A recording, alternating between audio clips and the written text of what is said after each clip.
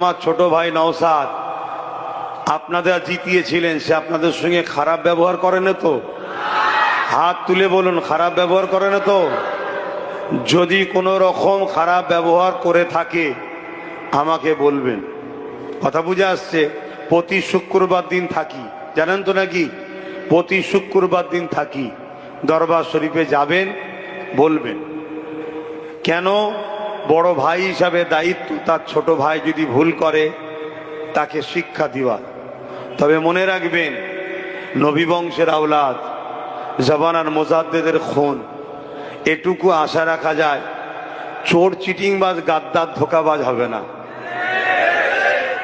কথা বুঝে আসছে? এইটুকু আশা করা যায়। তারপরেও দোয়া করতে লাগে, আল্লাহ ওকে দুনিয়া আখেরাতের কামিয়াবি দেন।